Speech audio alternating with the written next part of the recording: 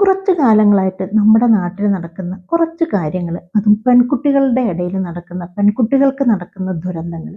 ഈ ദുരന്തങ്ങളെല്ലാം നോക്കിക്കഴിഞ്ഞാൽ ആദ്യം വീട്ടിൽ നിന്നുള്ള ശ്രദ്ധക്കുറവ് കൊണ്ട് തന്നെയാണ് ഈ ദുരന്തങ്ങളെല്ലാം വരുന്നത് എന്നുള്ളത് നമുക്ക് എത്രയും പെട്ടെന്ന് തന്നെ മനസ്സിലാക്കാൻ പറ്റുന്നതാണ്. ഇപ്പൊ തന്നെ ഈ അടുത്ത് കാസർഗോഡും കണ്ണൂരും നടന്ന ഒരു രണ്ട് പെൺകുട്ടികളുടെ കാര്യം തന്നെ എടുത്തു കഴിഞ്ഞാൽ, കാസർഗോഡ് നിന്ന് 15 വയസ്സുള്ള 10ാം ക്ലാസ് പഠിക്കുന്ന ഒരു പെൺകുട്ടി 42 വയസ്സുകാരൻ്റെ ഒപ്പം ഒളിച്ചോടിപ്പോയി. ഇപ്പോൾ ആത്മഹത്യയായി. രണ്ടുപേരും മരിച്ചു. അതിലേക്കൊന്നും പോകുന്നില്ല. പക്ഷേ ഈ പെൺകുട്ടിയുടെ വീട്ടിൽ നിരന്തരം വരുന്ന ഒരാളാണ് ഈ 42 വയസ്സുകാരൻ. അമ്മയ്ക്കും അച്ഛനും രണ്ട് പെൺകുട്ടികളാണ്. ഈ രണ്ട് പെൺകുട്ടികളുള്ള വീട്ടിൽ ഈ 42 വയസ്സുള്ള ഇയാൾ യഥേഷ്ടം വിലസിയിട്ടുണ്ടായി. അപ്പോഴൊന്നും ഈ അമ്മയോ അച്ഛനോ ഒരു ശ്രദ്ധയും ചെലുത്തിയിട്ടില്ല എന്നതിൻ്റെ ഒരു തെളിവാണ് കാലങ്ങളായിട്ട് ഇവർ തമ്മിൽ എന്തൊക്കെയോ ബന്ധമുണ്ട്. ഇതിന് തന്നെ ചെറിയൊരു പരാതി സ്കൂളിൽ നിന്നോ അങ്ങനെയോ മറ്റോ പോയിട്ടുണ്ടായി. എന്നിട്ടും ഇവൻ അങ്ങനെ ചെയ്യില്ലെന്നോ അല്ല എൻ്റെ മോൾ അങ്ങനെ ചെയ്യില്ലെന്നോ ഈ അമ്മയ്ക്കോ അച്ഛനോ ഒരു പ്രശ്നവും ഉണ്ടായില്ല. അതിനുശേഷവും ഇവരെ എത്രയും ഫ്രീ ആക്കി വിടാൻ പറ്റുമോ അതുപോലെ വിട്ടു. ഒരു 15 വയസ്സുള്ളൊരു കുട്ടിയുടെ എന്ത് മാറ്റവും ഒരമ്മയ്ക്ക് മനസ്സിലാവില്ലേ? ഈ അമ്മ ഈ വീട്ടിൽ നിന്ന് ഇവരെ രണ്ടുപേരെയും കാണുമ്പോഴോ അല്ല ഈ കുട്ടി ഇത്രയും സമയം ഫോൺ എടുത്തിട്ട് ഇയാളോട് സംസാരിക്കുകയോ ചാറ്റ് ചെയ്യുകയോ ചെയ്യുമ്പോൾ ഒരിക്കൽ പോലും അമ്മയ്ക്ക് ഇത് ശ്രദ്ധിക്കാനോ അല്ല ഇതൊരു തെറ്റായിട്ടാണ് മകൾ പോകുന്നത് എന്ന് സ്വന്തം അമ്മയ്ക്ക് മനസ്സിലായിട്ടില്ലെങ്കിൽ പിന്നെ ആർക്കാണ് മനസ്സിലാവുന്നത്? അച്ഛനോ പോവട്ടെ, അമ്മയ്ക്ക് ജോലിയുള്ള ഒരു അമ്മയല്ല. ഇപ്പോൾ പറയുന്ന പോലീസ് നിഷ്ക്രിയരായിരുന്നു, അല്ലെ പോലീസ് ശ്രദ്ധിച്ചില്ല. ഈ പോലീസിലേക്ക് എത്തുന്നതിന് മുമ്പ് ഈ വീട്ടിൽ എന്തെങ്കിലും ഒരു ശ്രദ്ധയുണ്ടായിരുന്നോ? ഇതൊന്നും അറിയാതെയല്ല, ഇയാൾ എന്നും ഒരു കല്യാണം പോലും കഴിക്കാത്ത ഒരാളാണെന്ന് തോന്നുന്നു. ഇവരുടെ ഒരു ബന്ധു പോലും അല്ല. എന്നാൽ നമ്മളിപ്പോൾ പറയുന്നത് നമ്മുടെ വീട്ടിൽ വരുന്ന നമ്മുടെ ഒറ്റ ബന്ധുക്കളാണെങ്കിൽ പോലും നമ്മുടെ പെൺമക്കളെ നമ്മൾ ശ്രദ്ധിക്കണം. ആരായാലും ഈ എന്ത് ദുരുദ്ദേശത്തോടു കൂടി വരുന്നവരായാലും കുട്ടികളിലെ കൂടിയാണ് അവരവിടെ കയറുന്നത്. അത് 2 വയസ്സുള്ള കുട്ടികളാണ്, പെൺകുട്ടികളായാലും ആൺകുട്ടികളായാലും. ഇന്നത്തെ കാലത്ത് പ്രത്യേകിച്ച് നമ്മളത് ശ്രദ്ധിക്കണം. ഇപ്പൊ ജനിച്ചു വീണ് പാലുകുടി മാറാത്ത കുട്ടികളെ പോലും റേപ്പ് ചെയ്യുകയും കൊല്ലുകയും ചെയ്യുന്ന ഈ കാലത്ത് എന്തായാലും ടി വിയിലെങ്കിലും ഒരു ന്യൂസ് കേൾക്കാത്ത, എത്ര വിദ്യാഭ്യാസമില്ലാത്ത വീടാണെങ്കിലും ടി വിയിലെങ്കിലും ഒരു ന്യൂസ് കേൾക്കും. പോട്ടെ, ഒരു പത്രത്തിലെങ്കിലും വായിക്കും, അല്ലെ അയൽവക്കക്കാർ തമ്മിലെങ്കിലും പറഞ്ഞ് ഈ അമ്മയും അച്ഛനും ഇങ്ങനെയുള്ള ദുരന്തങ്ങളും ഇങ്ങനെയുള്ള പ്രശ്നങ്ങളും കേൾക്കുന്നില്ലേ? അപ്പൊ ഇങ്ങനെ ഒരു പുരുഷൻ വീട്ടിൽ വന്ന് ഇത്രയും ഫ്രീ ആയി പെൺകുട്ടികളോട് ഇടപഴകുമ്പോൾ ഈ അമ്മയ്ക്ക് ഇതൊന്നും മനസ്സിലായില്ല എന്ന് പറയുന്നത് വിശ്വസിക്കാൻ തന്നെ ബുദ്ധിമുട്ട്. കാരണം നമ്മുടെ മക്കളുടെ ഓരോ മാറ്റങ്ങളും എത്രയും മനസ്സിലാവുന്നത് അമ്മമാർക്കാണ്. അപ്പൊ ഈ അമ്മമാരത് ശ്രദ്ധിച്ചില്ല എന്ന് തന്നെയാണ് എനിക്ക് ഈ ഒരു കേസിൽ മനസ്സിലാവുന്നത്. അടുത്ത ഒരു കാര്യം എന്ന് പറഞ്ഞാൽ ഒരു പെൺകുട്ടി ഡയറ്റ് ചെയ്തിട്ട് മരിച്ചിരിക്കുന്നു. അത് കണ്ണൂര്. അപ്പൊ ഈ പെൺകുട്ടി വീട്ടിൽ നിന്നല്ലേ ഭക്ഷണം കഴിക്കാതെയും യൂട്യൂബ് നോക്കി ഇതൊക്കെ ചെയ്യുന്നത്.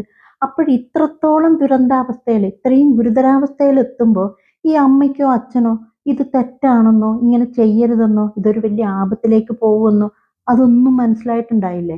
അപ്പൊ ഇപ്പോഴത്തെ കുട്ടികളോട് നോ എന്ന് പറയാൻ ഇപ്പോൾ ഉള്ള അച്ഛനും അമ്മയ്ക്കും ധൈര്യമില്ലാഞ്ഞിട്ടാണോ അല്ല നമ്മുടെ മക്കൾക്ക് നല്ല വിദ്യാഭ്യാസമുണ്ട്, അപ്പൊ അവര് എന്തൊക്കെയോ യൂട്യൂബ് നോക്കിയും അല്ലെങ്കിൽ പിന്നെ സോഷ്യൽ മീഡിയയിലൊക്കെ ചെയ്യുന്നു, അതൊക്കെ ഭയങ്കര സംഭവമായി എടുക്കുന്നത് കൊണ്ടാണോ ഇവരിതിലൊന്നും എതിര് നിൽക്കാത്തത്?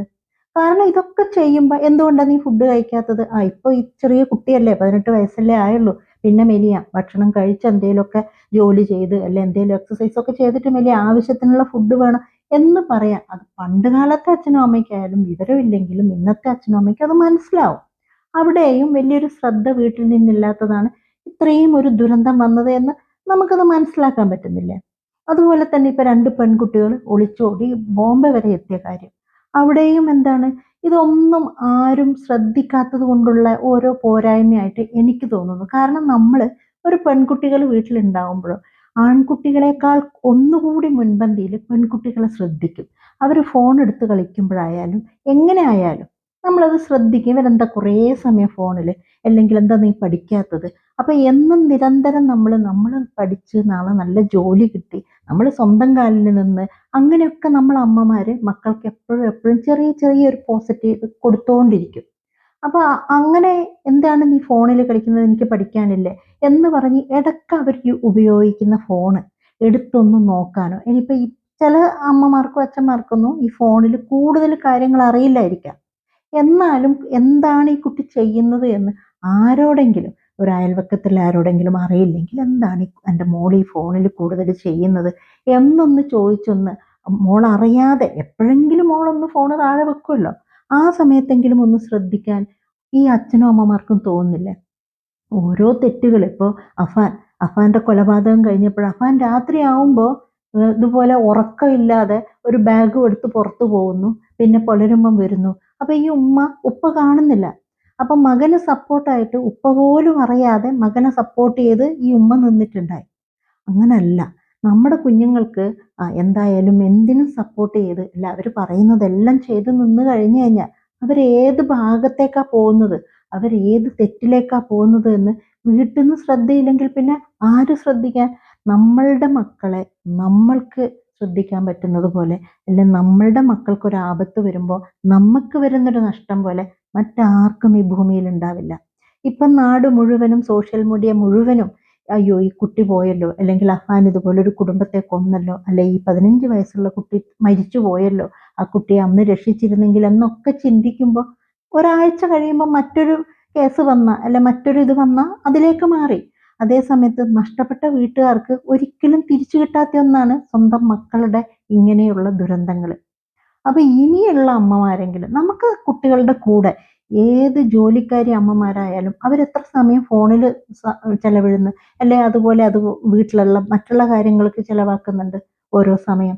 അപ്പൊ സ്വന്തം മക്കൾക്ക് വേണ്ടി ഒരു അരമണിക്കൂർ ചെലവാക്കി അവരുടെ അന്നന്നത്തെ കാര്യങ്ങളൊക്കെ ചോദിച്ച് ഒരു കൂട്ടുകാരിയെ പോലെ, അല്ലെങ്കിൽ പോട്ടെ അമ്മ കുറച്ചൊരു സ്ട്രിക്റ്റ് ആണ് വീട്ടിലെങ്കിൽ അച്ഛൻ ആ കുട്ടികളോട് നല്ലതുപോലെ ഓരോ ദിവസത്തെ കാര്യങ്ങൾ ഒരു ഫ്രണ്ടിനെ പോലെ ചോദിച്ച് മനസ്സിലാക്കി എൻ്റെ മോൾക്ക് എന്തും എന്നോട് പറയാം എന്നുള്ളൊരു ഫീലിങ്സ് ആ കുട്ടിക്ക് കിട്ടിയാൽ ആ കുട്ടിക്ക് എന്ത് വലിയ ബുദ്ധിമുട്ട് വന്നാലും അച്ഛാ അമ്മയോട് പറയണ്ട, എനിക്ക് ഇങ്ങനെ ഒരു പ്രശ്നം ഉണ്ടെന്ന് പറയും.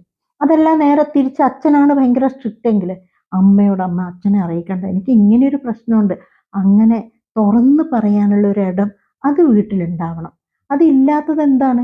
ഇപ്പോഴുള്ള കുട്ടികൾക്ക് ഒന്നും വീട്ടുകാരറിയുന്നില്ല. എല്ലാ തെറ്റിലേക്കും പോയി ഇതുപോലൊരു ആത്മഹത്യയോ അല്ല ഇതുപോലൊരു ഒളിച്ചോട്ടോ ഇങ്ങനെയൊക്കെ ആവുമ്പോഴാണ് അവരറിയുന്നത്. ചില ന്യൂസുകളിലൊക്കെ കണ്ടിട്ടുണ്ട്, മകള് സ്കൂളിലെ ബാത്റൂമിൽ പ്രസവിച്ചു, അല്ലെങ്കിൽ മകൾക്ക് വയറുവേദനയായിട്ട് ഹോസ്പിറ്റലിൽ എത്തിയപ്പോഴാണ് മകള് ഗർഭിണിയാണെന്ന് അറിയുന്നത്. ആ സമയത്ത് വിശ്വസിക്കാൻ പറ്റാതെ ചിന്തിച്ചു പോയിട്ടുണ്ട്.